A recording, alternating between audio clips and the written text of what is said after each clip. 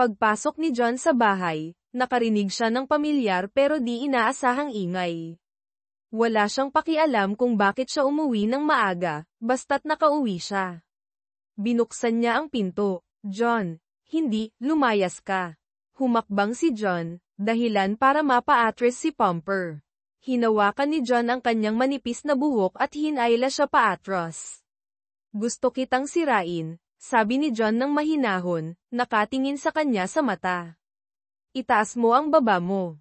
Hindi mo ako pwedeng saktan, kakasuhan kita. Hayop ka. Itaas mo ang baba mo. Kalmado at pantay ang tono ni John, tinatago ang galit sa ilalim. Sinisumpa ko sa Diyos, kakasuhan kita. Alam mo ba kung sino ako? Akala mo ba may pakialam ako? Itinaas ni Pomper ang kanyang baba, nakangiwi, iniisip na kaya niya. Ngumisi si John at ilang beses na kinuyam ang kanyang kamao.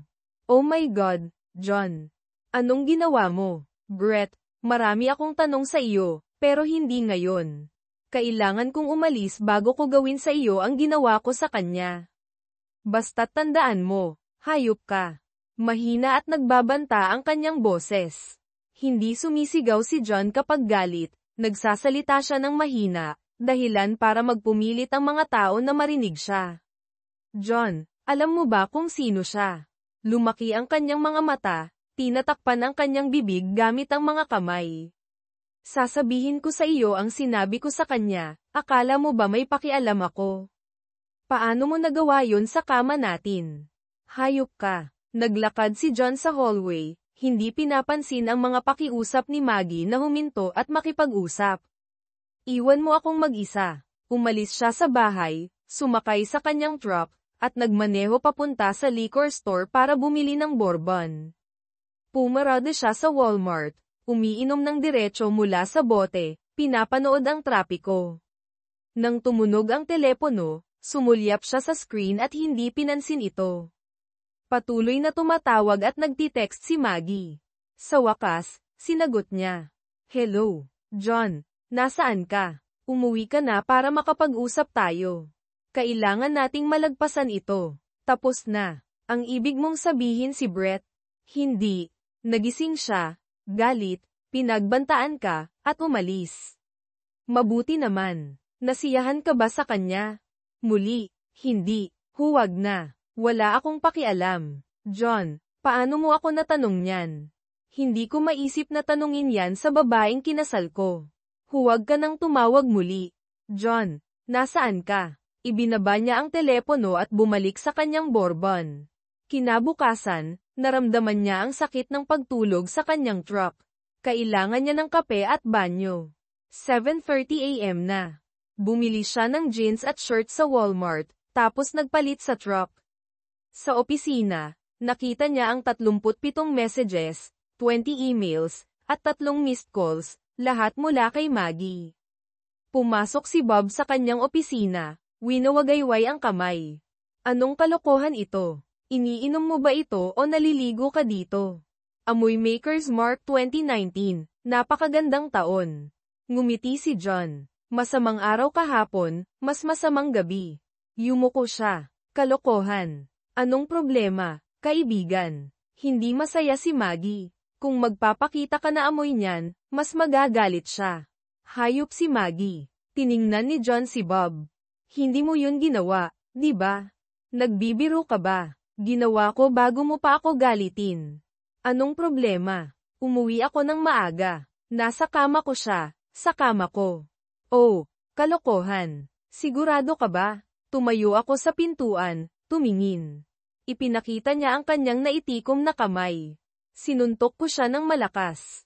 Oh, kalokohan. Isang tao mula sa law firm. Hindi siya sumasagot sa mga tanong noong umalis ako. Mahinahon na tanong ni Bob, sinira mo ba siya? Hindi. Hahabulin niya ako, yang kalbong yan. Mas mabuti pa kung ikaw ang gumawa. Isang crime of passion, ngayon premeditated na. Hayop ka. Alam ko. Mahal ko siya. Bakit? Hirap na hirap ang kanyang boses. Ibinigay ko sa kanya ang lahat, mas minahal ko siya kaysa sa inaakala kong posible. Bakit? May tumulong luha sa kanyang pisngi. Tinanong mo na ba siya? Hindi. Ayaw kong makipag-usap sa kanya. Hindi ka makakakuha ng mga sagot kung hindi mo gagawin. Alam ko. Ayaw kong malaman. Hayop ito, kailangan kong maglaho. Aalis ka na. Sobra tayong nagtrabaho ng husto sa lugar na ito simula nang magtapos tayo. Huwag kang sumuko. Hindi ko kayang bilhin ang share mo. Aayusin natin yan. Sasakay ako sa isang bangka ngayong hapon. Tatawagan kita kapag nakarating na ako doon. John, wait, saan ka pupunta? Hindi ko malalaman hanggang makarating ako doon. Tatawagan kita. Patuloy mong bayaran ang aking sahod. Kung nagiging hindi patas, tawagan mo ako at aayusin natin yan. Patuloy akong gagawa sa disenyo mula sa bangka. Kapag nakapag-ayos na ako, ay padadala ko ang aking bagong bank account info para sa direct deposit. Kinuha ni John ang kailangan niya at bumalik sa kanyang truck. Huminto siya sa bangko para magbukas ng bagong account at kumuha ng starter checkbook bago mag-iwan ng note kay Bob at magmaneho papunta sa marina. Maingay ang dock nang marating niya ang kanyang 33 Grady White yacht. Ito ay 11.5 feet wide na may maliit pero maluwag na cabin at upgraded na 560 gramo fuel tank.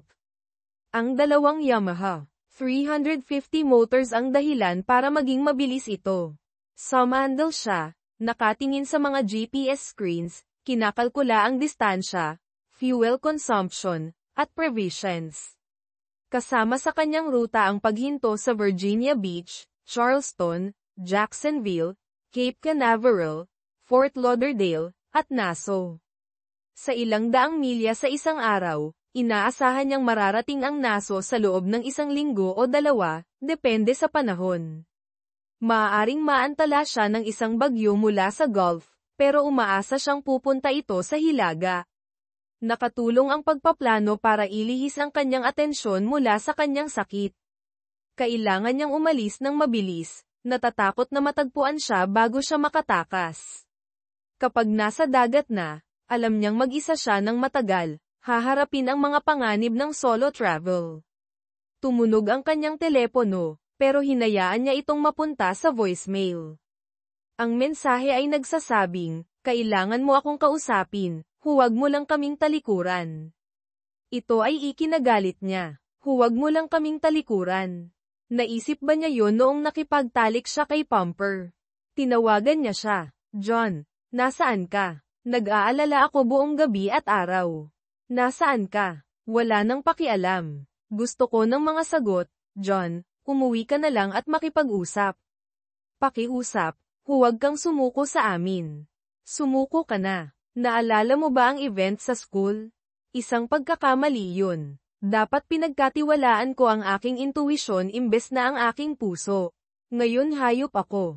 Nakaupo si Maggie sa kanyang desk, nakatingin sa isang picture ni John, tanda't nakangiti habang may hawak na isda. Palagi siyang nangingisda o naglalakbay para sa trabaho. Naglakbay siya kasama niya ng ilang beses pero kinamumuhian niya ang mga lugar na pinuntahan niya, tulad ng Mountain Home, Arkansas, o Monroeville, Alabama. Noong huling sumama siya sa kanya, nasa oilfield siya sa hilaga ng Guatemala, at miserable siya. Alam niyang reklamo siya, nagrereklamo habang nagtatrabaho siya sa init. Pagod na pagod siyang bumalik, at kinaladkad niya siya sa mga parties. Ayaw niyang magtrabaho siya, pero kailangan niyang maging abala. Nag-aral siya ng law school, kumuha ng kanyang degree, pero nagpa siya na magtrabaho bilang isang paralegal. Gusto niya ang excitement ng legal environment, ang malalaking cases, at ang energy. Isang araw, tinawag siya ng isang junior partner sa kanyang opisina.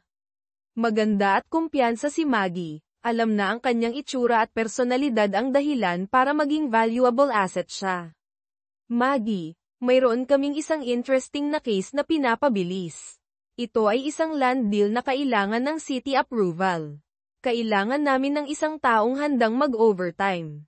Interesado ka ba? Mukhang interesting. Saan ito? Sa labas lang ng Washington, D.C., sa Maryland. Tama ang zoning. Kaya kailangan lang namin ang city approval. Magtatagal ito, At kailangan ko ang iyong tulong. Interesado ka. Mukhang masaya. Hindi niya maintindihan kung paano ito nangyari. Ang mga late night sa opisina ay humantong sa dinner outings. Una sa isang deli, tapos isang magandang restaurant, tapos isang club. Ang pagsasayaw ay isang masayang takas. Wala si John mula Lunes hanggang Huwebes, uuwi sa Biyernes. Alam niyang lumampas sa linya ang sayaw kay Brett. Ikinatuwa niya na gusto siya nito. Ang pagbibigay sa kanya ng kaunting push ay hindi makakasakit, di ba? Hindi natin ito pwedeng gawin, Brett. Kasal tayo, pero hindi sa isa't isa.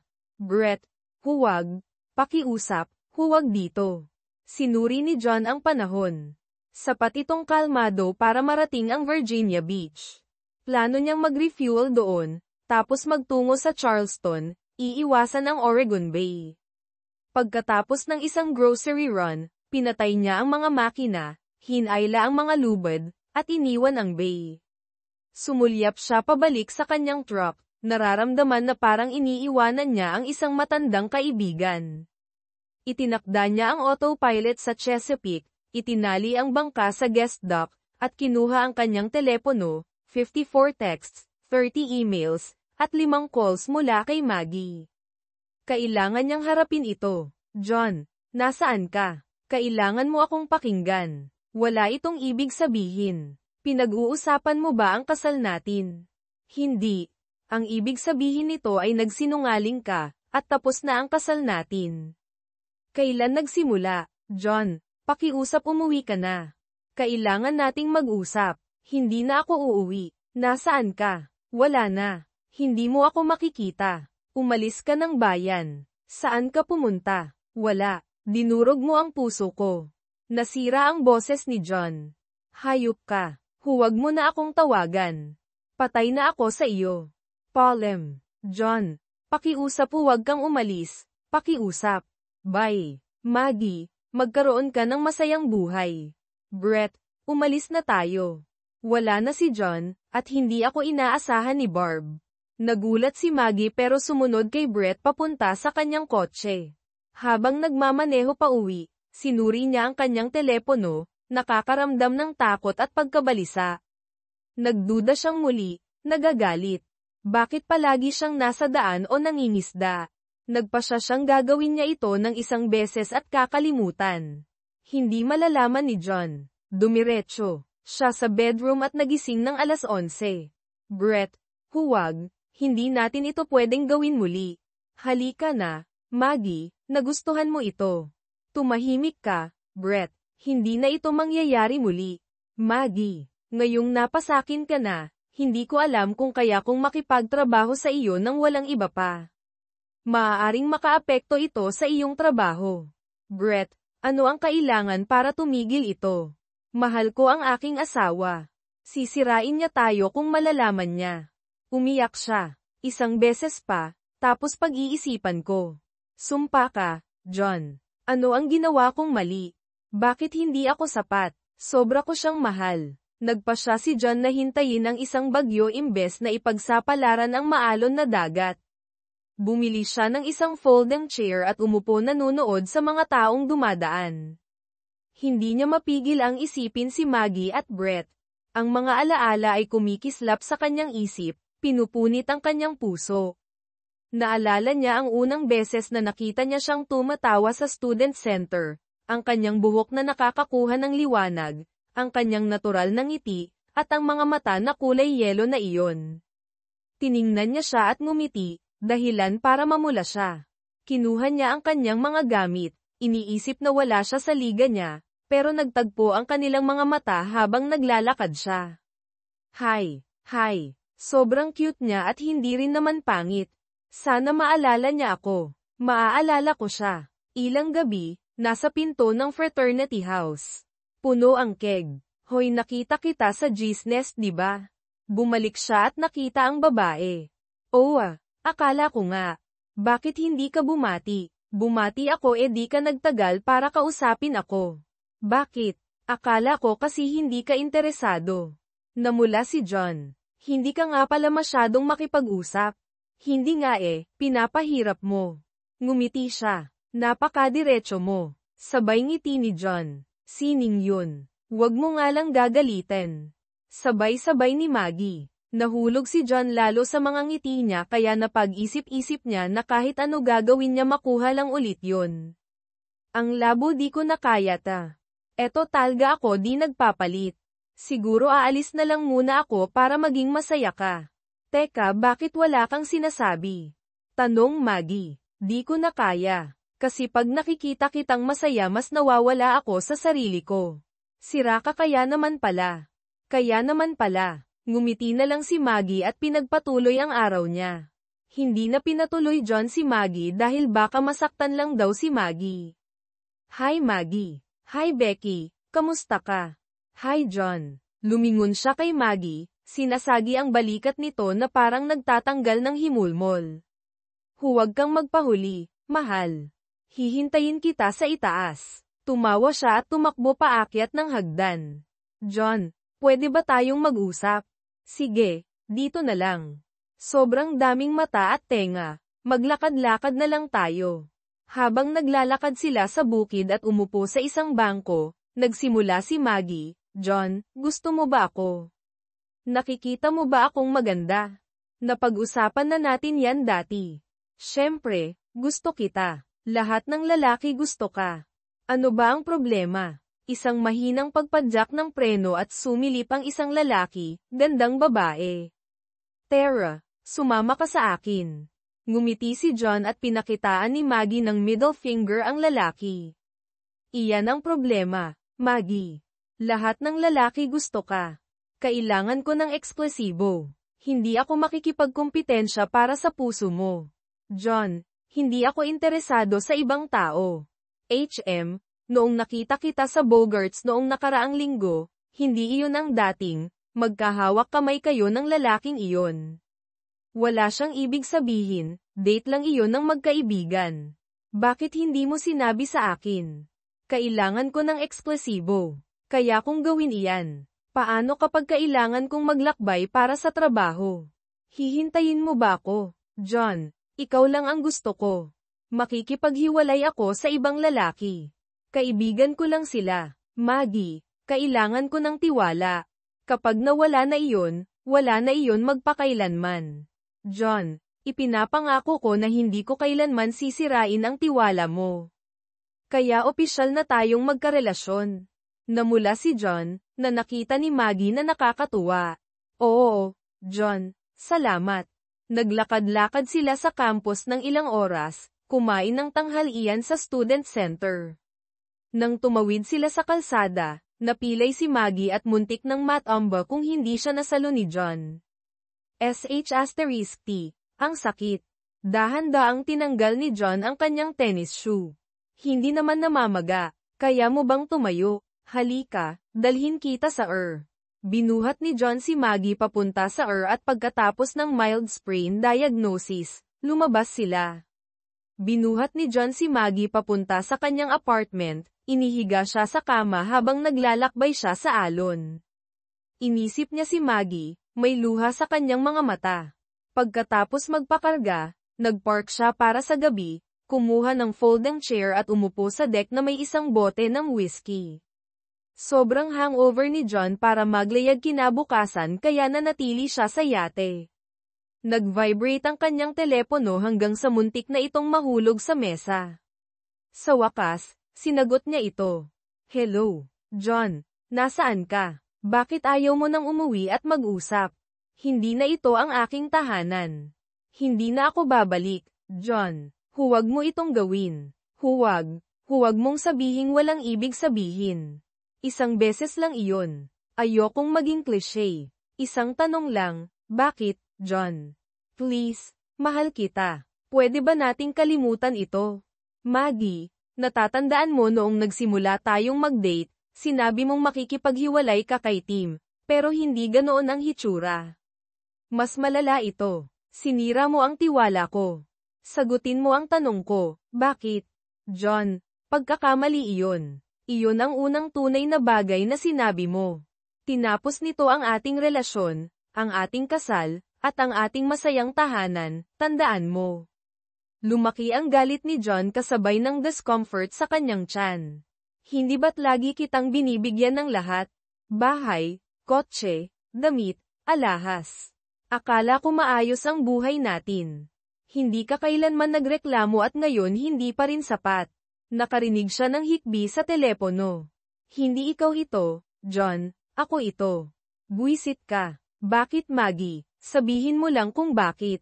John, umuwi ka. Sabihin mo sa akin kung nasaan ka at pupuntahan kita. Mag-usap na lang tayo. Hindi.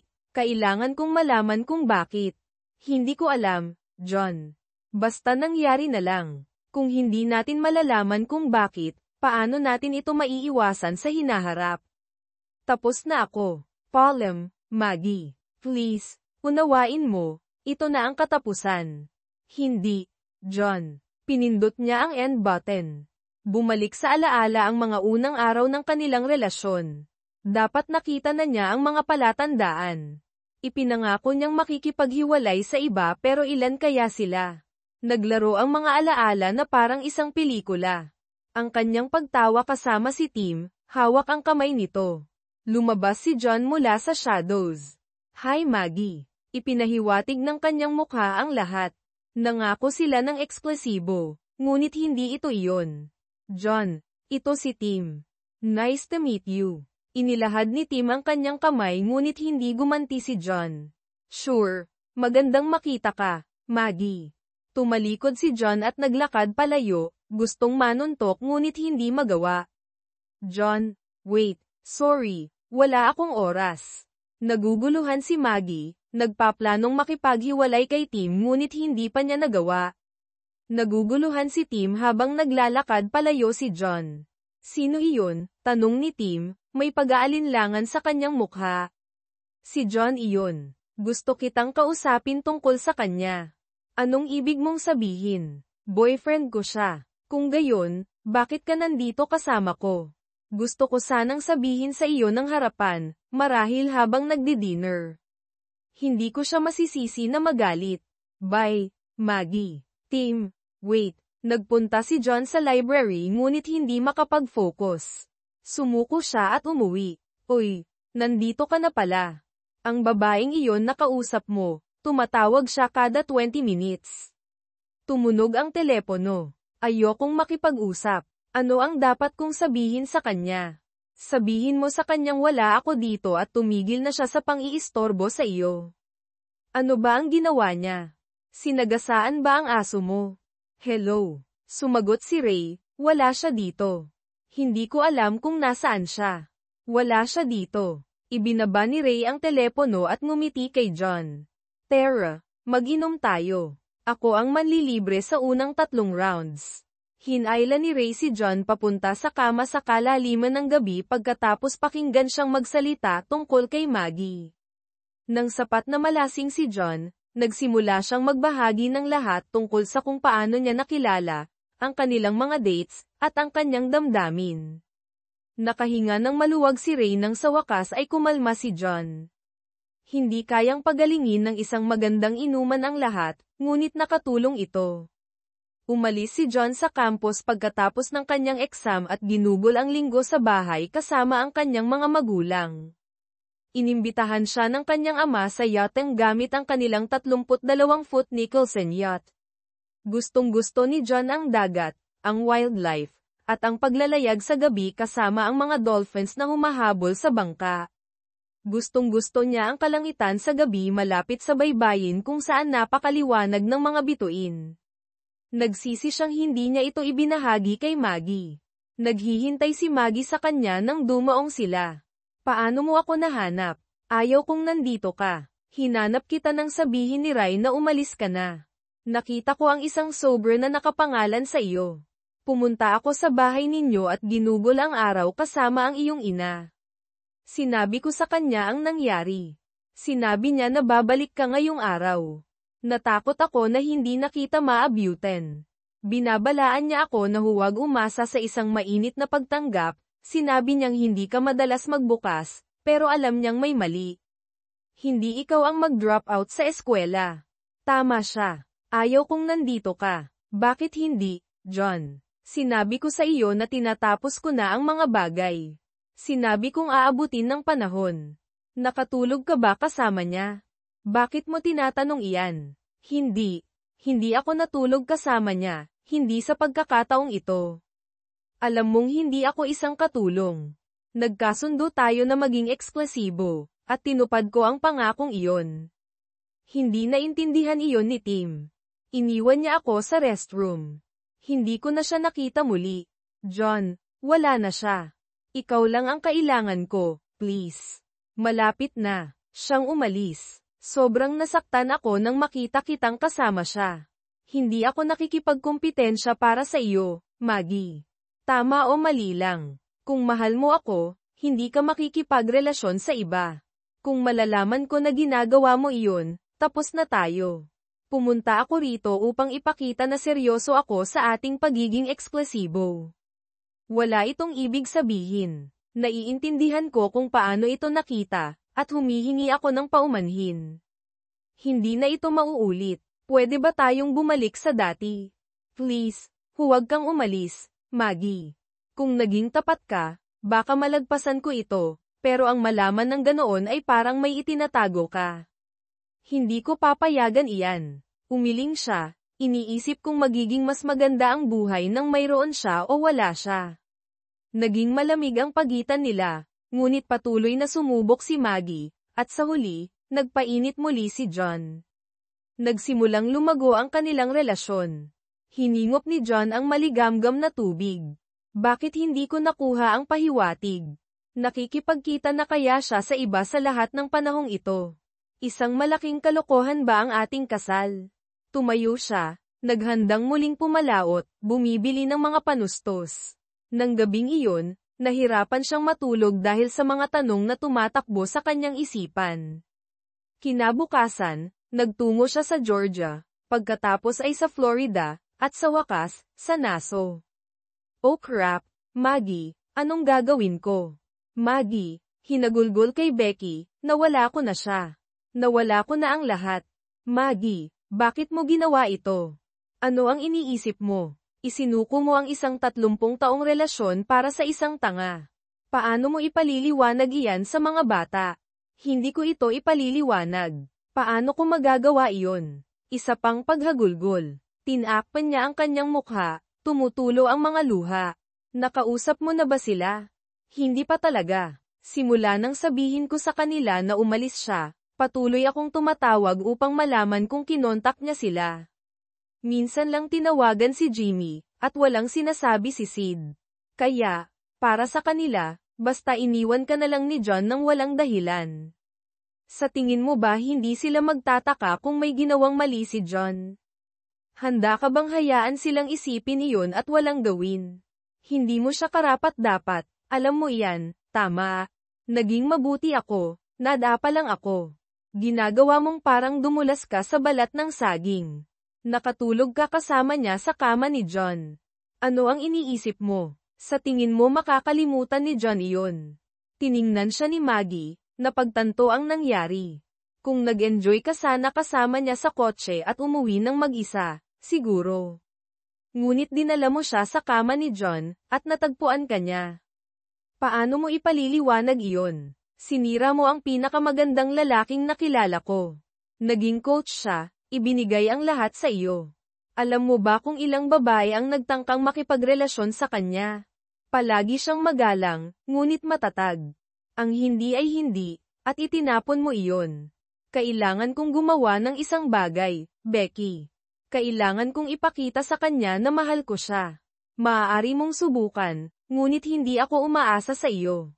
Kung mapapakiusapan mo siyang magsalita, kung maaari kang magmakaawa, gumapang, at maging ang pinakamagandang asawa kailanman, maaaring mapalambot siya, at kailangan mong harapin ang mga bata.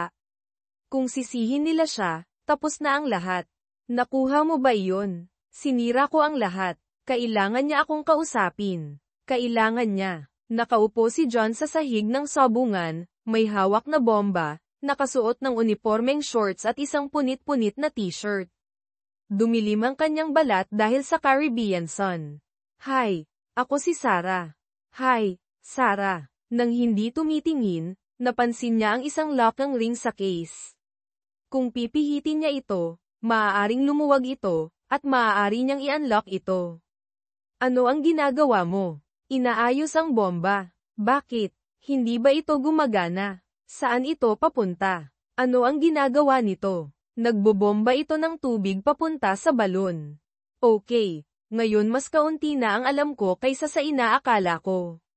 Dahil sa panunuya ay tumingala si John. Mayroon siyang mahabang blonde na buhok, payat ngunit hindi sobrang payat. Dahil nakatalikod sa kanya ang araw, hindi niya makita ang kanyang mga mata ngunit nakita niya ang kanyang ngiti, at kusang loob siyang ngumiti pabalik. Mayroong tangke para sa mga painfish, ipinaliwanag niya. Kinukuha ng bombang ito ang tubig mula sa karagatan at pinapakain ito sa tangke. Pagkatapos ay umaapaw muli ang tubig pabalik sa karagatan, pinapanatili itong sariwa at may oxygen. Sa ganoong paraan, nananatiling buhay ang pain.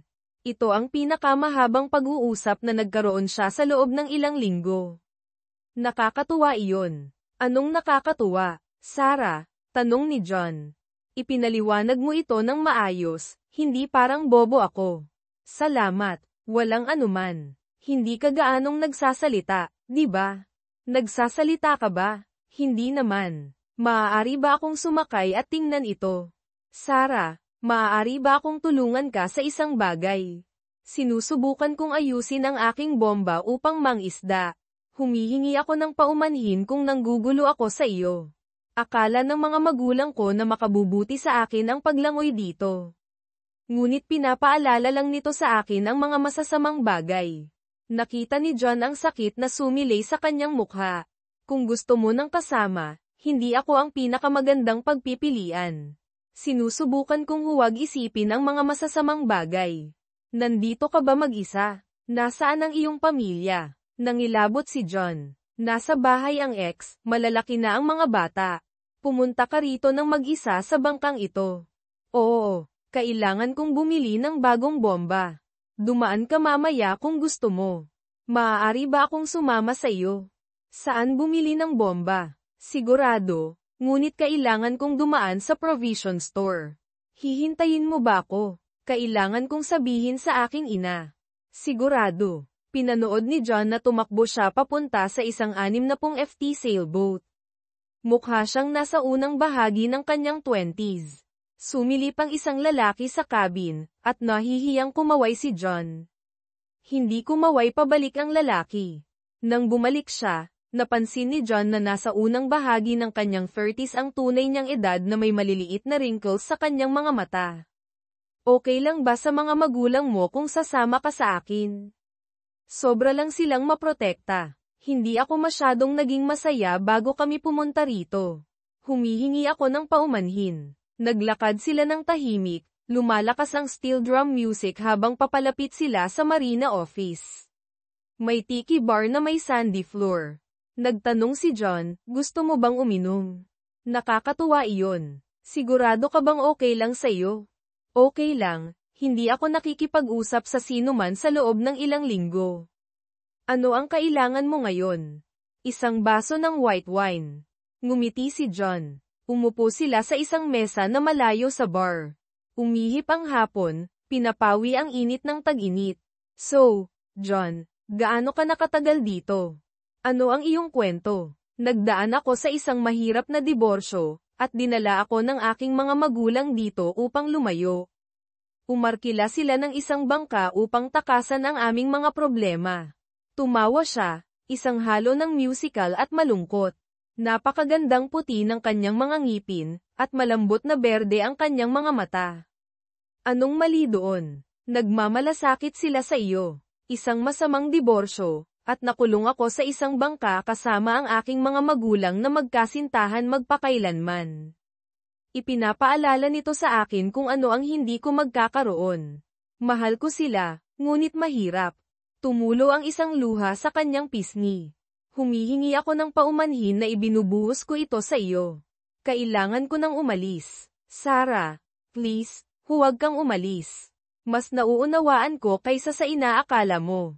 Hindi pa siya gaanong katanda para sa lahat ng ito, naisip ni John. John, halos 30 na ako. Bumagsak ang lahat sa loob ng 15 minuto. Umalis ako at hindi na bumalik. Humihingi ako ng paumanhin. Diborsyado ka na rin ba ngayon? Hindi. Hindi ako dumaan sa prosesong iyon. Nakausap mo na ba siya? Anong nangyari? Nakausap ko siya ng ilang beses sa daan papunta rito. Halos mga tanong mula sa akin, hindi gaanong maraming sagot. Inabot ng 1 linggo at kalahati para makarating dito, at halos 1 linggo na ako rito. Sumandal si Sarah at tiningnan si John na may malungkot na ekspresyon. Iyon ang pinakamaasikasong tingin na nakita ni John sa loob ng maraming buwan. John, gusto mo bang pag-usapan ito? Siguro balang araw, pero hindi ngayon. Kailan ka uuwi? Mayroon pa kaming 2 linggo, ngunit baka mas maaga pa. Nahirapan si tatay na magmaneho, at wala kaming alam ni nanay kung paano tutulong. Siguradong frustrated na frustrated ang tatay mo. Sinuri ni John ang kanyang telepono, 23 hindi pa nababasang mensahe. Binuksan niya ang Marine Weather app. Malakas ang hangin bukas, ngunit maayos ang susunod na araw. Baka maaari nating ilabas ang bangka. Sa tingin mo papayagan ako ng tatay mo na tulungan siyang magmaneho? Ayokong saktan ang kanyang damdamin, kaya baka huwag mong banggitin na marunong kang maglayag. Mayroon akong 30 FT sailboat noong bata pa ako. Madalas kaming naglalayag. Hindi naman gaanong naiiba. Makikipag-lunch ka ba sa amin bukas? Maaari mo bang tulungan ang tatay ko? Malaki ang ibig sabihin nito sa kanya. Mukhang excited at kinakabahan si Sarah. Sa tingin ko maaari nating ayusin ang isang bagay. Maaari ba tayong magkita dito sa tanghali?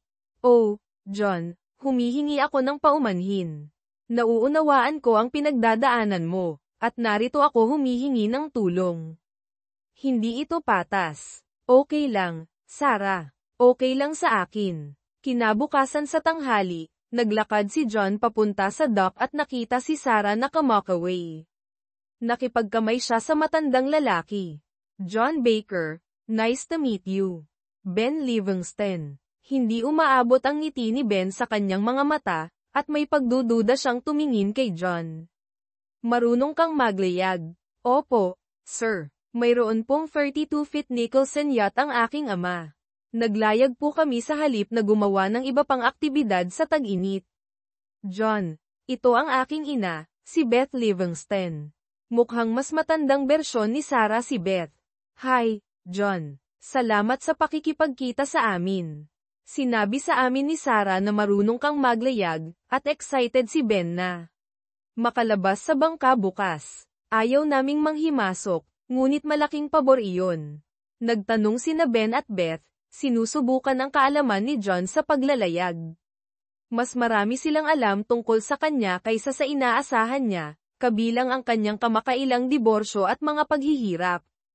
Nauunawaan nila na isa siyang inhinyero na hindi nakikipag-ugnayan sa kanyang opisina sa loob ng halos 3 linggo at malapit nang harapin muli ang mundo. Nakatakda na ang schedule. Nakahiga si John sa bow ng bangka. Nararamdaman ang mahinang simoy ng hangin at pinapanood ang kalmadong tubig. Tumabi si Sarah sa kanya, nakatingin sa langit. Penny for your thoughts, John. Hindi sila nagkakahalaga ng 1 penny. Malamang kailangan pa kitang bayaran. Pinapasaya mo ang tatay ko kaysa sa kaya kong gawin. Mas maganda ang kalagayan niya kaysa sa iniisip niya. Binigyan ko lang siya ng kumpiyansa. Anong gagawin mo ngayon? Sa tingin ko nagtatapos na ang break ko. Kailangan kong kontakin ang opisina, ayusin ang mga bagay-bagay sa aking mga anak, at simulan ang paghahati ng mga bagay sa kanya. Standby, sigaw ni Ben mula sa manibela. Nasa kaluwalhatian na siya, sabi ni Sarah habang tumatayo si John na may isang bihirang ngiti. Tingnan mo kung paano siya pinapanood ng iyong ina. Lumamlam ang mukha ni John. Akala ko naklaro ko na ang lahat. Sorry, John. Inayos ni John ang mga layag, tinitiyak na nasa salo nila ang hangin, at hindi dumadagundong ang pangunahing layag. Napansin niya na papunta sila sa harbor, napagtantong natatapos na ang araw ng relax na paglalayag. Bumalik siya sa mga bag ng layag, hindi inaasahan iyon. Nauunawaan ko. Nagdaan ako sa ganito 1 taon na ang nakalipas. John, ano man ang mangyari, gusto kong manatiling nakikipag-ugnayan. Kumabog ang puso ni Sarah, ngunit narinig ito ni John. Alam kong hindi ito ang tamang panahon, ngunit ipinaalala mo sa akin na mayroong disente na mga tao sa paligid. Namula siya, sumulyap sa kanya at mabilis na umiwas. Disenteng mga lalaki, Sarah. Kung nagkakilala lang tayo sa ibang panahon. Maya-maya, pagkatapos ibaba ang mga layag, idinok ni John ang yate at siniguro ang mga lubid. Pinatay niya ang diesel engine. Nakakatuwa iyon, Ben. Salamat sa isang magandang araw. Nagbalik ito ng magagandang alaala. Salamat sa iyo, anak. Gusto mo bang sumama sa amin sa isa pang araw ngayong linggo? Ngumiti si Ben na may pag-asa. Nagpapahiwatig ang kanyang puting buhok sa hangin. Mukha siyang tunay na masaya. Gusto ko sana, ngunit kailangan kong ayusin ang aking schedule. Maaari ba kitang tawagan pabalik? Sigurado, ipaalam mo lang sa amin. Alam kong magugustuhan ito ni Sarah. Magugustuhan ko rin ito, sir. Ayos na ba ang lahat, o kailangan mo ng tulong sa paglilinis ng bangka? Sa tingin ko ginagawa na ito ng mga babae, ngunit salamat. Ngumiti si Ben at sinenyasan sina Sarah at Beth na linisin ang deck. Aalis na ako. Magandang gabi. Dumulas si John sa gilid papunta sa dock, nakangiti. Aalis na ako, pakiramdam ko ay isa akong British captain sa Wabi 2. Tumawa siya sa sarili habang naglalakad pabalik sa down deep. Ipinapaalala ng pag-akyat sa bangka ang kanyang kalungkutan, ginagawa siyang mas malungkot kaysa dati. Maaaring nagsisimula na siyang makaramdam muli. Sumiklab ang galit sa kanya, at kinuha niya ang kanyang telepono at binuksan ito sa unang pagkakataon sa loob ng ilang linggo, hindi pinapansin ang mga voicemail at text. Dinyal niya ang numero ni Bob. Holy crap, buhay ka pa, John. Nasaan ka? Nasa naso ako. Hindi nga. Kamusta ka, buddy? Okay ka lang ba? Sobrang galit pa rin ako, Bob.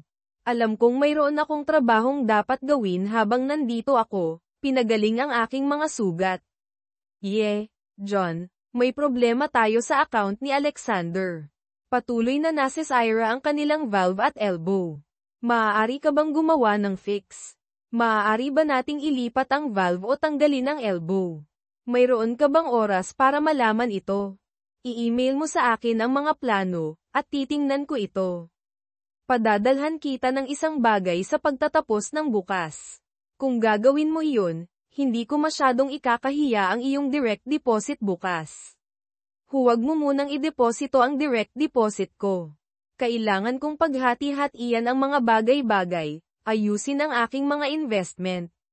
Tumatawag siya araw-araw para magtanong kung narinig ko na ba sa iyo. Maaari ko bang sabihin sa kanya na nag-uusap tayo? Hanggat hindi mo sinasabi kung nasaan ako, maaari mong sabihin sa kanya na nag-usap tayo. Sabihin mo sa kanyang hindi ko siya kakausapin hanggat hindi niya sinasabi sa akin ang dahilan.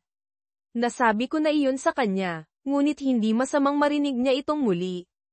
Paano ako makikipag-ugnayan sa iyo? Tinawagan ko ng maraming beses ang iyong cell, ngunit voicemail lang ang palagi kong nakukuha.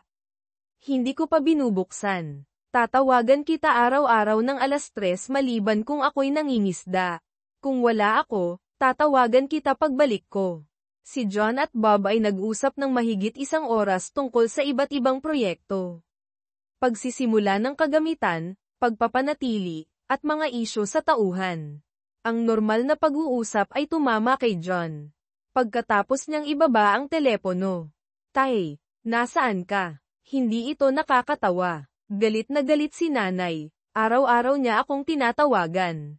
Tumatawag din si Jim. Anong nangyari? Tanungin mo si Sid. Sid, ayokong magdetalye. Masama iyon, at hindi ko nakikitang makakabangon pa tayo. Sabi ni nanay, hinahanap ka ng mga pulis. Anong ginawa mo? Sinampal ko ng malakas ang isang tao ng ilang beses, pero hindi naman masyadong malakas. Hindi maganda iyan, tay.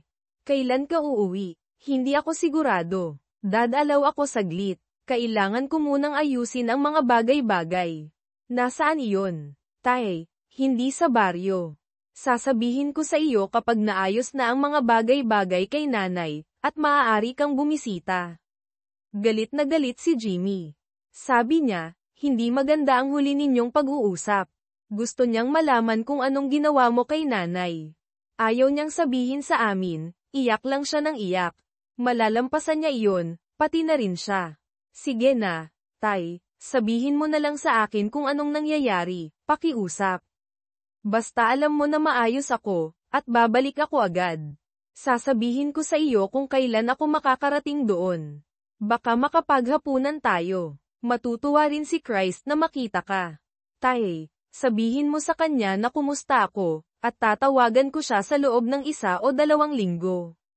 Tinapos ni John ang tawag, humila ng upuan, at binuksan ang isang bagong bote ng whiskey. Nagising si John nang hinihila ni Sarah ang kanyang braso. Halika na, John, kailangan mo nang matulog. Hindi ka dapat nandito, hindi sa ngayon. Hindi ako mabuting tao. Kalokohan. Bumangon ka, matulog ka, at mag-uusap tayo sa umaga. Alam mo bang maganda ka? Sa kalagayan mo, lahat ay maganda. Hindi lahat. Ngumiti si Sarah habang pabagsak na bumaba si John sa mga hakbang patungo sa kubo. Inihiga niya siya sa kama, tinakpan siya ng kumot, at hinalikan ang kanyang noo habang nagsimula siyang maghilik. Mag-uusap tayo sa umaga, John. Pinanood niya siya ng ilang minuto bago tahimik na umalis sa bangka.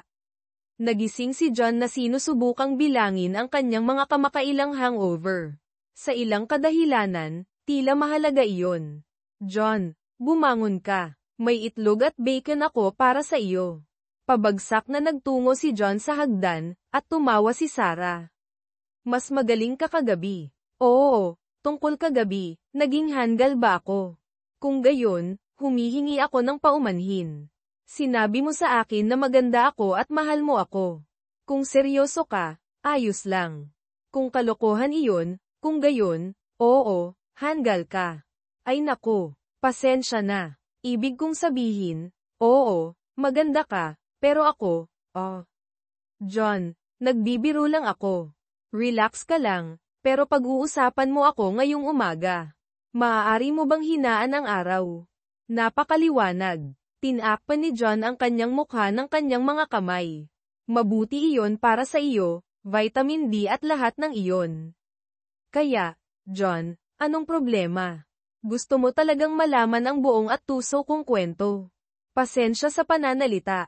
Oo, gusto kong malaman kung anong gumugulo sa iyo sa loob. John, ang pag-iingat ng lahat sa loob ay hindi malusog, alam mo. Nahuli ko siyang nagtataksil sa kanyang amo. Sabi mo nahuli, pero anong ibig mong sabihin? Narinig mo siyang nag-uusap, nakita mo siya sa isang lugar. Hindi, nakita ko silang dalawa. Isang tanawin na hindi ko malilimutan. Ay nako, anong ginawa mo? Sinuntok ko siya ng 3 beses ng kasing lakas ng makakaya ko, tinignan ko siya, at umalis. At nag-usap na ba kayo mula noon? Ilang beses noong papunta ako rito. Sinabi ko sa kanya na hindi ko siya kakausapin ulit hanggat hindi niya sinasabi sa akin kung bakit. Hindi siya sumagot, kaya hindi ko siya kinausap mula noon. Mukha kang nasasaktan. Hindi mo ba kayang pigilan ang pag-iisip tungkol dito? Iniinom mo ang iyong sarili sa kawalan gabi-gabi. Mahal ko siya, Sarah, mahal ko siya ng buong kaluluwa ko. Iningatan ko siya. Ang iyong paggamit ng nakaraang panahunan ay tila pinal. Walang pagkakataon ng pagkakasundo. Wala na ang kislap. Nagkaroon kami ng isyo noong una, at hinarap ko iyon, pero ito. Palagi kong maaalala ang tingin na iyon. Nagdududa ako sa aking sarili. Hindi ba ako sapat, masama sa kama? Mas mahusay ba siya? Tumawa si Sarah. John, mas nag-aalala ang mga lalaki tungkol sa laki kaysa sa mga babae. Para sa karamihan ng mga babae, emosyonal iyon. Ang isip ang pinakamalaking erogenous zone. Kung gayon, kulang ako sa kasanayan. Siya ay isang maliit na kalbo. Alam kong hindi ako gwapo, pero hindi rin naman siya mas mahusay. Huwag mong maliitin ang iyong sarili, John. Sinabi niya sa akin iyon dati, hindi gaanong nakatulong. Dapat alam ko na mangyayari iyon. Alam kung ano. Paano mo nalaman? Mayroon akong panuntunan sa kolehiyo, huwag makipag-date sa isang tao na higit sa 2 antas sa itaas mo. Ang nasa ibaba ay palaging nagdurusa. Narito ako, ang pinakamababang kumakain. John, kung ganoon siya kataas sa iyo, dapat ay napakaganda niya, pero huwag mong kalimutan na siya ay isang manloloko. Sigurado ka bang tapos na ito? Talagang, hindi ako maaaring maging mas sigurado. Hindi ko alam kung anong sasabihin. Hindi ako makapagsabi ng kahit ano. John, ayaw mong marinig na ang lahat ay gagaling, na mayroong mas maraming isda sa dagat, o anumang iba pang klise. Masakit iyon, at tanging oras lamang ang makapagpapagaling nito. Humihingi ako ng paumanhin. Salamat, Sarah. Tumulo ang isang luha sa kanyang pisngi, at naramdaman ni Sarah ang paghihimok na aliwin siya. John, kapag nakabangon ka na, hahanapin mo ba ako? Wala akong pakialam na maging kaibigan mo. Alam kong hindi ito ang tamang panahon, pero sa ibang pagkakataon. Sarah, kailangan kong bumalik sa aking panuntunan. Lampas ka sa aking liga. Bukod dito, uuwi ako sa susunod na linggo, at wala ka na. Ayos lang, John. Magkikita pa tayo ulit. Humihingi lang ako ng pagkakaibigan. Gusto kong isipin na magkikita pa tayo ulit. Sarah, gusto ko iyon. Sa paglipad mula Miami patungong BWI, malalim sa pag-iisip si John. Habang umaangat ang eroplano, nakita niya ang down dip sa bangka ni Sarah, nakakaramdam ng biglaang kalungkutan. Ang mga alaala ng paglalayag kasama ang isang mapagmahal na pamilya ay sumagi sa kanyang isipan, na pinalitan ng galit kay Maggie. Nang bumaba siya sa eroplano, naghihintay si Maggie. Mukha siyang mas payat na may mga bag sa ilalim ng kanyang mga mata, ngunit maganda pa rin. Anong ginagawa mo rito? Sinabi sa akin ni Bob kung kailan ka darating. Pakiusap, huwag kang magalit sa kanya, John. Humihingi ako ng paumanhin. Pakiusap, hayaan mo akong magpaliwanag. Wala akong interes hanggat hindi mo ipinapaliwanag kung bakit. Masasagot mo ba iyon? Maaari kong subukan. Pakiusap. Oo o hindi, Maggie. Ano, hindi ko alam. John, tinanong ko ang aking sarili kung bakit at kung paano ko ito nagawa. John, pakiusap. Mahal kita, ikaw lang, pakiusap. Nagsimula siyang umiyak, tumulo ang mga luha sa kanyang mga pisngi. Masyadong maraming salita, Maggie. Naglalakbay ako buong araw. Pagod na ako. Gusto ko lang mag-check-in sa isang hotel. Tatawagan kita bago ako umalis, pero kailangan mong maunawaan, pakiusap. John, patawarin mo ako, pakiusap. Hindi ba natin ito maaaring kalimutan? Umuwi ka na, Maggie. Alam mo ang mga panuntunan. Kami ay isang team, walang tunggalian. Akala ko ibig sabihin nito hanggang sa kamatayan ay paghiwalayin tayo, pero tinanggal mo ito. Tapos na tayo. Kailangan ko nang umalis. Pinanood siya ni Maggie na umalis, sumakay sa taxi, at umalis. John, bulalas ni Bob nang pumasok si John sa opisina kinabukasan. Hello, Bob. Masaya akong makita ka. Nagtatanong ang mga kliyente tungkol sa iyo. Gusto nilang tumulong ka sa paglulunsad. Maaari ka bang pumunta sa Street, Louis sa loob ng 1 o 2 linggo? Kailangan ko munang makakita ng abogado. Aayusin ko ang aking mga pananalapi at aalamin kung ano pa ang kailangang gawin. Okay ka lang ba? Tanong ni Bob, na ipinatong ang kanyang braso sa mga balikat ni John. Bob, malinaw ang isip ko, pero emosyonal na patay ako. Hindi ko alam kung malalampasan ko pa ito. Kinuha ni John ang isang naka-frame na larawan ni Maggie, tinignan ito, at itinapon sa basurahan. Ipinapaalala sa akin ng lahat ang tungkol sa kanya. Baka dapat na tayong maghiwalay. John, ikaw ang puso ng lugar na ito. Mayroon akong mungkahi para sa iyo. Kapag nakatira ka na, lumabas tayo para mananghalian at mag-usap. Ayokong marinig iyon, Bob. Huwag mo akong subukang kumbinsihin na ibalik ang mapanlinlang na babaeng iyon. Hindi pwede. Hindi ako nagsasalita tungkol sa kanya. Nagsasalita ako tungkol sa trabaho. Tumawa si Bob habang siya ay umaalis. Kapag nagdiborsyo ako, kailangan kong tiyakin na hindi niya makukuha ang isang bahagi ng negosyo. Mayroon akong meeting sa isang abogado bukas. Kaya mo ba iyon? Oo. Sa tingin ko isusuko ko ang aking sarili sa istasyon ng pulisya. Sisantehin mo ako para sa maling pag-uugali, at magiging konsultant ako pagkatapos ng diborsyo.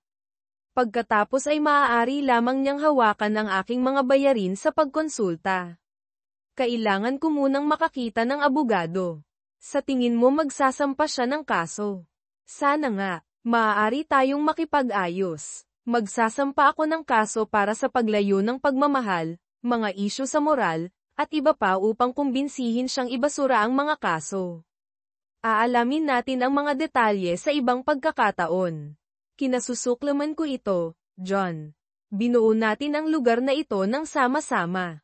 Ayos lang, babalik sa normal ang mga bagay-bagay, isang bagong normal. Kailangan ko nang umalis. John, kumusta ka? Ngumiti si Tim, na iniabot ang kanyang kamay. Mas maganda ako, Tim.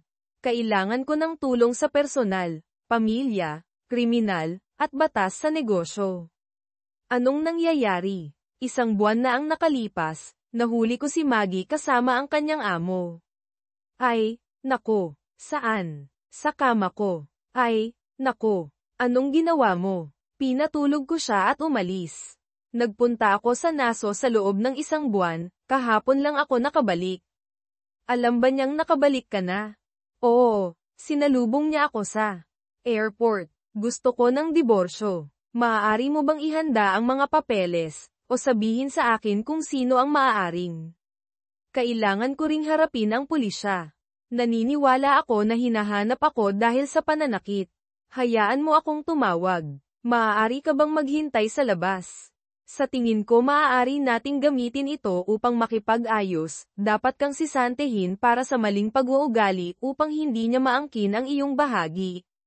Hindi ako kumuha ng mga larawan, kaya ang aking salita laban sa kanila. Hindi ako sigurado kung mananatili ang mga kaso ng pagtataksil. Okay, isali natin sina Mary at George. Hindi ko alam kung paano ko ito makakayanan, gayunpaman. Ano ang iyong bayad, John? Huwag kang mag-alala ngayon. Aayusin natin ito. Lahat ay kawalan ng katiyakan. Hindi pa naisasampa ang mga kaso, ngunit nakakahiya ang pagiging arraign. Si John ay nagpakita sa harap ng hukom sa pamamagitan ng video link, kasama si George sa tabi niya. Mr. Baker, nakasulat dito na inatake mo si Mr. Brett Garris, sinaktan mo siya ng ilang beses. Paano ka nagmamakaawa? Nagkasala, ngunit hindi ko siya sinuntok sa ulo, sa mukha lang ng 3 beses. Inaamin mo ba na sinaktan mo siya? Mayroon bang nagpapagaan na mga pangyayari? Oo, iyong kamahalan, sagot ni George. Pakiusap, ipaliwanag. Mr. Baker, hindi ko sinasadya na maging walang galang, ngunit sila ay nasa gitna ng in flagrant delicto. Iyong kamahalan. Putol ni George. Salamat, George. Oo, iyong kamahalan, ginagawa nila ito sa kama ko, sa bahay ko. Lumitaw ang isang pahiwatig ng ngiti sa mukha ng hukom. At nagpasya kang suntukin siya. Oo, iyong kamahalan. Sumasakit ang braso ko, kaya hindi ko naisip na nararapat ang isang pang-4 na suntok. Pinahahalagahan ng estado ang iyong pagpipigil, Mr. Baker. Ikaw ay nasa aking courtroom sa loob ng 2 linggo. Kasiya siya ba yun, Mr. Hans? Oo, iyong kamahalan, sagot ni George. Mr. Baker, nagkamali ka ng tao. Si Mr. Garris ay nangangampanya para sa state attorney at hindi masyadong masaya tungkol sa mga gastos ng kanyang emergency care at pagpapagaling ng ngipin dahil sa pinsala na iyong idinulot. Kung hindi siya masaya, gayon din ang district attorney. Maging handa. Ngumiti siya kay John. Salamat, iyong kamahalan, magiging handa kami, sagot ni George para sa kanya. Oh, at Mr. Baker, pakiusap, huwag ka nang suntukin ang kahit sino pa. Oo, iyong kamahalan. Ikaw ay pinakawalan sa iyong sariling pagkilala. Huwag umalis sa estado. Mr. H. Ikaw ang responsable para sa pagtiyak na ang iyong kliyente ay nasa korte sa itinakdang oras. Malaya ka nang umalis. Oo, iyong kamahalan. Habang umaalis sina George at John, bumulong si George, Diyos ko, ngumiti siya. Hindi ko pa siya nakitang ngumiti dati. Mukhang mabait siya sa akin, George. Hindi pa siya tinawag na mabait, mas katulad ng hangin, Harriet. Magiging interesante iyan. Kinabukasan, nakatanggap si John ng mga papeles sa pagwawakas sa pamamagitan ng surir na nagsasaad na ang partnership ay winakasen sa mga batayan ng moral dahil sa kanyang pag-aresto at nakabinbing paghatol. Dinala niya ang liham sa opisina ni Tim at itinapon ito. Ngayon ay wala nang natitira pang gagawin kundi maghintay. Ang yate ay nasa naso pa rin. Hindi siya maaaring umalis sa estado at walang trabaho. Nagmaneho siya patungo sa bay sa isang inuupahang kotse, umupo sa pampang, at pinanood ang tubig hanggang sa masyado ng madilim upang makita. Kinabukasan ng 11 a.m., habang nakaupo siya sa kanyang hotel room, tumunog ang telepono. Hello, John. Pakiusap, huwag mo itong gawin. Maggie. Sinabi ko sa iyo na hindi kita kakausapin ulit hanggat hindi ka nagbibigay sa akin ng isang dahilan. Hindi ko sinasadya na mangyari ito. Basta nangyari na lang. Kami ay nagtatrabaho, nag-inuman, sumayaw, at pagkatapos ay basta nangyari na lang. Maggie, alam mo ba kung gaano ito kasakit? Dinurog mo ang puso ko. Akala ko tatanda tayong magkasama, maglalaro sa ating mga apo. Ngayon ay wala na ang lahat. Ibinagsak ni John ang kanyang kamay sa mesa. John, pakiusap, hayaan mo akong magpaliwanag. Hayaan mo akong ipakita sa iyo na mahal kita. Pakiusap, makipagkita ka sa akin, magpaliwanag, isang subok, pagkatapos ay pipirmahan mo ang mga papeles at magpapatuloy na tayo. Magkakaroon ako ng maraming libreng oras sa lalong madaling panahon, malamang sa kulungan. Oh my God, John. Paano ka na sis auntie? Magka-partner kayo. Moral clause. Kung ang alinman sa atin ay inakusahan ng isang krimen, ang kumpanya ay mapupunta sa isa. Mayroon akong petsa ng paglilitis sa susunod na linggo. Hindi ko siya papayagan na gawin ito, John. Hindi ko gagawin. Wala kang pagpipilian. Nagtatrabaho ka pa rin ba kasama siya? Pakiusap, makipagkita ka sa akin. Hayaan mo akong ipakita sa iyo na mahal kita. Ang kanyang pag-iwas ay hindi napansin. Huli na ang lahat. Gusto ko lang ayusin ang aking mga gawain at umalis. Pakiusap, pananghalian lang. Maaari tayong mag-usap sa isang pampublikong lugar. Okay, bukas sa The Luigi's. Sa Little L, tanghali. Okay, John, salamat. Mahal kita. Huwag mong sabihin iyon. At huwag mo na akong tawagin pang muli. Nawala mo na ang karapatang iyon. Okay, John, humihingi ako ng paumanhin. Nakaupo siya sa dingding nang pumasok siya. Mukha siyang kasing ganda noong nasa kolehiyo pa siya, bagamat may ilang dagdag na pounds at pulang mata. Maggie, hindi siya tumayo habang papalapit siya. Walang yakap, tanong niya na may pilay ng ngiti. Hindi, John, napakalamig mo. 30 taon na tayong magkasama. Nagsaya ka kasama ang ibang lalaki sa kama ko. Ilang beses. Gaano katagal? Minsan lang iyon, John. Inaasahan mo bang paniniwalaan ko iyon? Hindi ko paniniwalaan iyon. Isang pagkakamali iyon. Basta nangyari na lang. Pinapakinggan mo na parang nadulas ka sa balat ng saging. Hindi mo kailangang maging bastos, John. Hindi ba iyon ang sinabi ni Becky? John, humihingi ako ng paumanhin. Hindi ako makapaniwala na nawala mo ang iyong kumpanya. Lalaban ka ba? Hindi. Nasa kontrata iyon, tulad ng mga tuntunin ng moral sa iyong trabaho. Magsasampa ako ng kaso laban sa kanya para sa paglayo ng pagmamahal at sa iyong kumpanya para sa hindi paggalang sa mga tuntunin ng moral. John, sinusubukan mo lang akong saktan. Karapat-dapat ako rito. Sabihin mo ang anumang gusto mo, at tatanggapin ko ito. Hayaan mo lang akong ipakita sa iyo na humihingi ako ng paumanhin, at na mahal kita. Alalahanin mo si Tim sa kolehiyo. Iyon ang iyong tanging pagkakataon. Oo, hindi ka na magkakaroon ng isa pa. Ano ang mararamdaman mo kung umuwi ka ng sabik na makita ang pag-ibig ng iyong buhay at natagpuan mo siya kasama ang ibang tao sa iyong kama? Oh my God, John, humihingi ako ng paumanhin. Hindi ako nag-iisip, hindi mo lang ako nakikita sa iyong isip sa sandaling iyon, hindi ba? Masakit iyon, John. Ang sakit ay nakakainis, hindi ba? Gusto mong makaramdam ng sakit? Subukan mo ang mga lalaki na tumatawag at nagtatanong kung anong ginawa mong mali. Anong sinabi mo sa kanila? Hindi ko sinabi. Nagtanong lang ako kung nasaan ka. Ang kanyang mga hikbi ay ginawa ang kanyang mga salita na pira-piraso. Kailangan mong tanggapin ang responsibilidad para sa iyong mga aksyon. Hanggat hindi mo ginagawa, walang magbabago. Hindi ko alam kung malalampasan ko pa ito o magtitiwala sa iyo muli. Sinabi ko sa iyo na mangyayari ito noong nasa kolehiyo pa tayo. Ikaw ay 10 laban sa aking 5. Tapos na ako. Kung hindi ako mapupunta sa kulungan sa susunod na 2 linggo, aalis ako rito.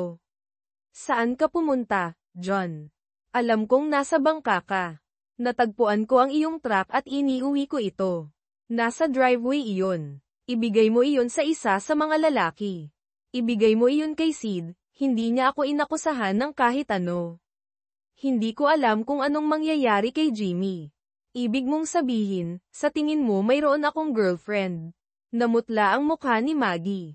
Oh God, hindi. Tumulo ang mga luha ng hindi mapigilan. Humihingi ako ng paumanhin. Anong nagawa ko? Sinira mo ang pamilyang ito. Hindi na ako naniniwala sa iyo, John. Pakiusap, maniwala ka sa akin. Minsan lang iyon. Umuwi kami galing sa bar, at nangyari iyon.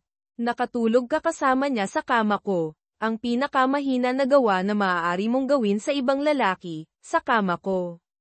Muling sumiklab ang galit. Oo, John, humihingi ako ng paumanhin. Hindi ko ito kaya. Aalis na ako rito. Huwag kang tumawag o sumulat sa akin. Harapin mo ang mga lalaki. Kung tatawagan nila ako, malalaman kong tinanggap mo ang responsibilidad. Sasabihin ko sa iyo kung hindi ako mapupunta sa kulungan. Kung ako ay mapupunta sa kulungan, hindi ako ang iyong tanging tatawagan. Tumayo si John, naghagis ng pera sa mesa, at lumabas. Inabot siya ni Maggie, ngunit itinaboy niya siya. Mr. Baker, sabi ng hukom. Nakikita kong tinanggap mo ang responsibilidad para sa iyong mga aksyon. Nagmamaneho ka ng medyo mabilis, ngunit kung hindi, hindi ka lumabag sa batas. Tiningnan niya ang mga papeles sa kanyang mesa, pagkatapos ay si John. Mayroon ka bang anumang mga pahayag, anumang sasabihin tungkol sa iyong parusa? Iyong kamahalan, humihingi ako ng paumanhin na dinala kami ng aking mga aksyon dito. Humihingi ako ng paumanhin sa pag-aaksaya ng iyong oras. Sana masabi ko na hindi ko na ito gagawin ulit, ngunit kung nahuli ko ang aking asawa. Tiningnan niya si George. In flagrant delicto. Ngumiti ang hukom habang bumulong si George. Oo, tama iyon.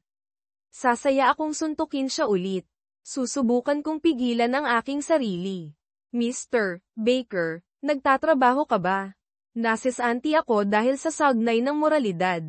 Gusto kong bumalik, pero depende ito sa araw na paniwalaan ng korte na gumawa ka ng masamang desisyon sa ilalim ng matinding stress. Itinuturing ko ito bilang PBJ. Alam mo ba kung ano ang ibig sabihin nito? Hindi. Kamahalan.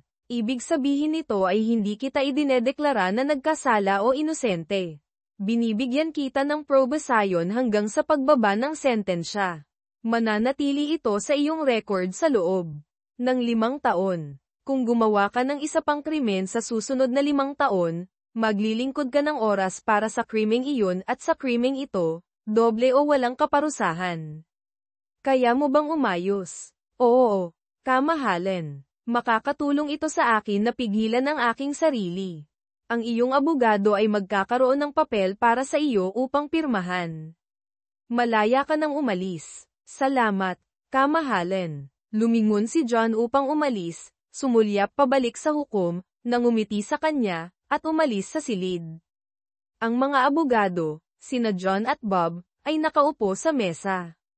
Hindi ako makapaniwala, John. Hindi ko pa siya nakitang ganyan kadali sa kahit sino. Ang PBJ para sa pananakit ay bihira. Paano ito makakaapekto sa aming plano? Paano natin mapoprotektahan ang negosyo mula kay Maggie? John, bumalik ka na lang sa trabaho. Kung hindi, maaaring wala na tayong negosyong natitira para protektahan, sabi ni Bob. Patuloy akong magtatrabaho para sa negosyo, Tim. Paano kung babalik ako bilang isang empleyado, hindi bilang isang kasosyo? Kapag natapos na ito, maaari akong i-promote pabalik bilang kasosyo ni Bob. Maaaring gumana iyon. Hayaan mong suriin ko ang mga kasunduan sa pakikipagsosyo, tingnan kung anong mga probisyon ang naangkop sa ilalim ng PBJ. Hindi ka nahatulan, ngunit kailangan nating sundin ang libro. Napirmahan na ba niya ang mga papeles? Hindi pa. Bob, babalik ako sa NASO. Magtatrabaho ako ng malayuan at aalamin kung paano ko siya mapapapirma. Maaaring pumunta ako sa Street, Louis sa susunod na linggo. Sigurado ka ba, John, na wala kang paraan para makabalik? Hindi. Tapos na ako. Gusto ko lang magpatuloy sa buhay ko. Naglakad si John pababa sa pier, tumingin sa malalim, at nakita ang bakanteng lugar kung saan naroon ang bangka ni Sarah. Isang alon ng kalungkutan ang tumama sa kanya, napagtanto na wala na siya sa kanyang buhay. Iningatan niya ang mga alaala ng kanilang panahon na magkasama, sa paglalakbay sa bangka kasama ang kanyang mga magulang. Patunay siya na mayroong mabuti at tapat na mga babae. Pinanood ni Maggie si John na umalis sa restaurant, nadarama ang kanyang sakit na parang isang bigat sa kanyang dibdib. Nahirapan siyang huminga, nanginginig ang kanyang mga kamay. Gusto niya siyang yakapin, upang pagalingin ang lahat, tulad ng ginawa niya noon, ngunit alam niyang tapos na talaga. Hinalikan niya si John sa kanyang isipan sa huling pagkakataon, nadarama ang kanyang init habang umaagos ang mga luha mula sa ilalim ng kanyang sunglasses. Nanay, talaga, nagbibiro ka ba? Tanong ni Jimmy. Nahuli ka sa kama ni tatay. Alam mo ba kung nasaan siya? Hindi. Sinubukan kong tumawag, ngunit hindi niya sinasagot. Sa tingin ko alam ni Sid, ngunit hindi niya sasabihin sa akin. Nanay, galit na galit ako sa iyo. Hindi ako makapaniwala na ginawa mo ito. Mahal pa rin kita, nanay, ngunit hindi ko maintindihan kung paano mo nagawa iyon kay tatay. Kailangan ko siyang tawagan. Sana sagutin niya ang tawag ko. Nasa labas siya ng bansa, nanay. Ayaw kanyang kausapin o si Jimmy, sagot ni Sid sa susunod na tawag. Sid, pakiusap na kausapin niya ako.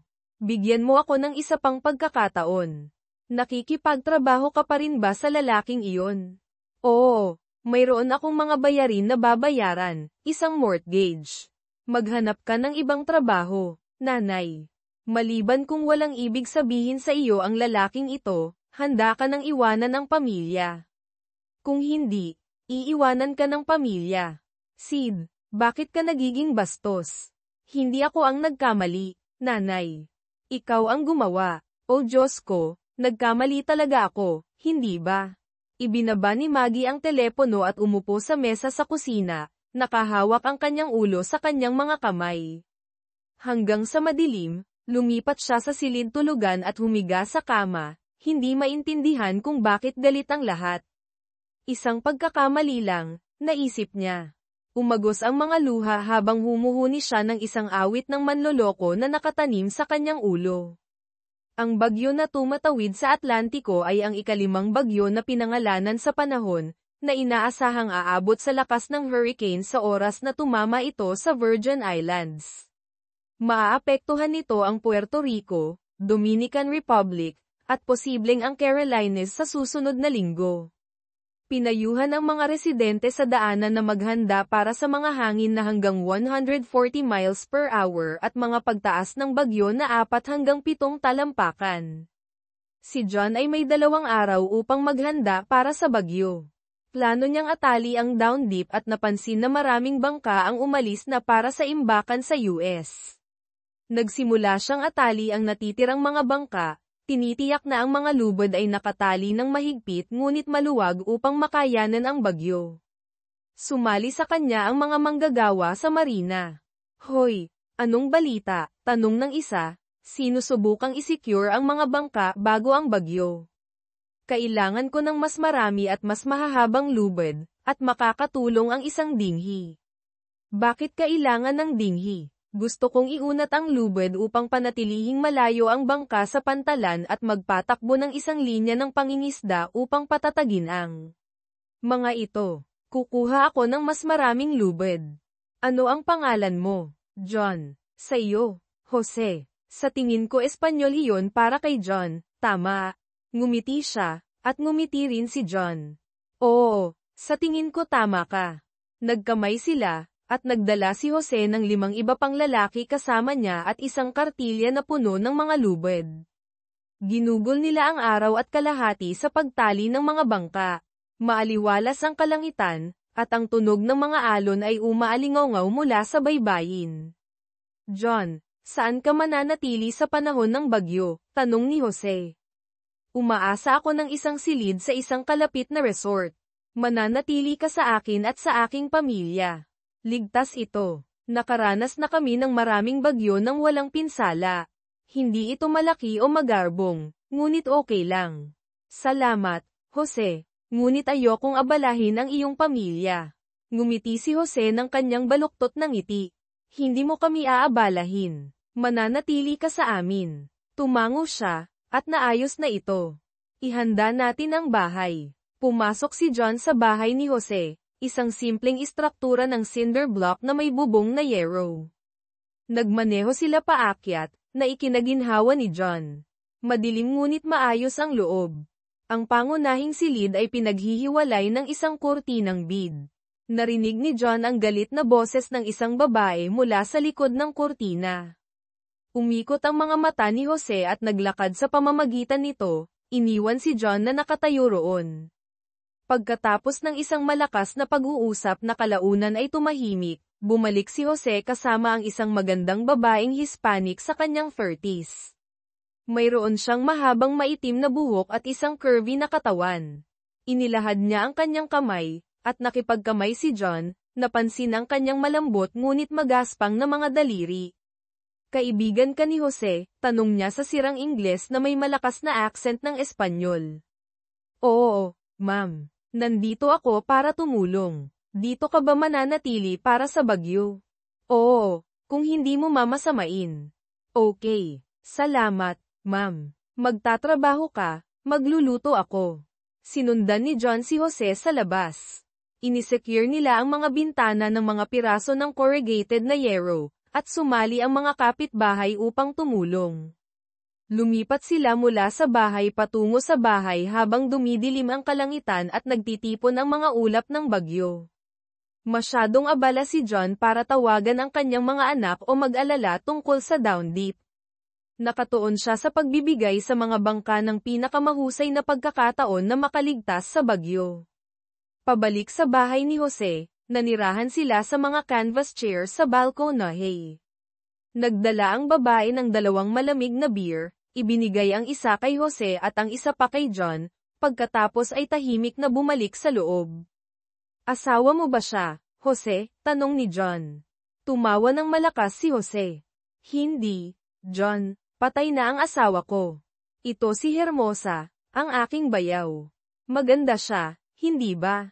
Oo, siya nga. Sumali ang iba pang mga lalaki sa kanila sa balkonahe. Tinatanggap ang mga beer mula kay Hermosa. Nangumiti sa unang pagkakataon sa presensya ni John. Ito ay isang magandang ngiti. Nakinig si John sa kanilang pag-uusap, na nauunawaan lamang ang ilang parirala. Pinanood niya ang kalangitan na dumilim at nadama ang paglakas ng hangin, na napagtanto na papalapit na ang bagyo. Naisip niya ang down deep at nadama niya na nagawa na niya ang lahat ng kanyang makakaya upang protektahan ito at ang komunidad. Habang nagsimula ang ulan, nagpasalamat ang mga lalaki kay John at umalis.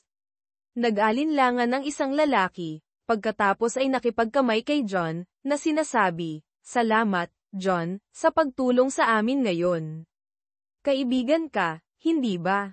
"Oo, magkaibigan tayo." "Walang anuman, sir," sagot ni John. Tumama ang bagyo, hindi kasing lakas ng inaasahan, ngunit malakas pa rin. Nawalan ng kuryente habang natutulog si John sa sopa. Lumabas si Hermosa mula sa likod ng kurtina, itinuro ang sopa, at bumangon si John upang sumama sa kanya. Ipinatong niya ang kanyang braso sa paligid niya habang nakayakap siya. Umupo sila ng ganoon ng maraming oras, pantay ang kanyang paghinga habang nakatulog siya. Kalaunan ay nakatulog din si John. Nagising siya at nakita siyang nakatingin sa kanya na may halong emosyon. Nakamamanghang ganda siya. Lumitaw si Jose, nakita sila, nagkibit balikat, at nagtanong, "Kue pasa aki?" Nagsimula si Hermosa sa isang mabilis na paliwanag. Sabi niya tinulungan mo siya sa bagyo. Natakot siya, at niyakap mo siya. Sinabi rin niya na perpekto kang Ginoo, ngunit hindi ako sigurado kung masaya siya tungkol doon o galit. Mga babae, hindi mo sila maintindihan, hindi ba? Hindi ko kaya, sagot ni John. Jose, handa ka na bang pumunta sa wharf? Kailangan kong tingnan ang down deep. Umalis si Hermosa para magluto ng almusal.